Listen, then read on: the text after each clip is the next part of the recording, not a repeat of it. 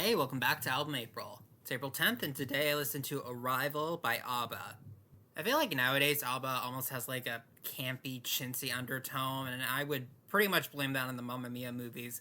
But it's easy to forget that in their prime, they were one of the biggest acts in music. Even now, they are one of the highest selling musical acts of all time.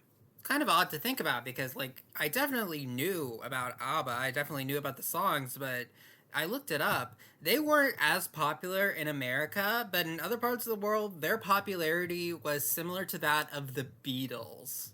But I almost feel like since then, a lot of people have decided that no, ABBA was really good and they're not going to act guilty for liking their music.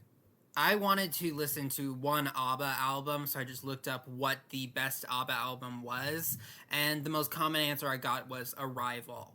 Arrival was their fourth album and features definitely their biggest hit song ever, Dancing Queen. As previously stated, ABBA wasn't as successful in America as they were in a lot of the rest of the world, but Dancing Queen made it to number one in the US. It has a lot of the band's calling cards, a really good disco sound, vocal harmonies that sound like maybe like 20 women singing at the same time, and lyrics that sound like they're written by someone who doesn't have English as their first language. There is still a charm to Dancing Queen, though, absolutely. I do think that Dancing Queen holds up. The rest of the album, not as much. I thought it was kind of mid, kind of whatever. In my opinion, the most notable song on Arrival besides Dancing Queen is Knowing Me, Knowing You, and that's a breakup song. That song is pretty solid overall. There's just one thing that I really don't get, don't understand, don't like, and that's the aha during the chorus because it just doesn't fit.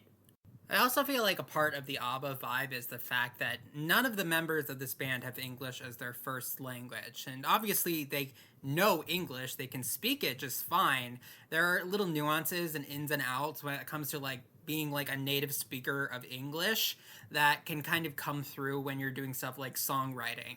This leads to a lot of ABBA songs having rather simplistic song lyrics, and there's nothing wrong with that. In fact, there can be a charm for that if you have like a really strong composition or some really strong underlying emotions. But for a lot of the songs in Arrival, that didn't really help matters. It was able to add to the effect in songs like Dancing Queen or Knowing Me, Knowing You, but then you got a song like Tiger where it just seems laughable. Like, maybe this isn't even a language thing, just the concept on its own just doesn't work for me. Oddly enough, I thought one of the better songs on the album was the titular track Arrival, and that was an instrumental.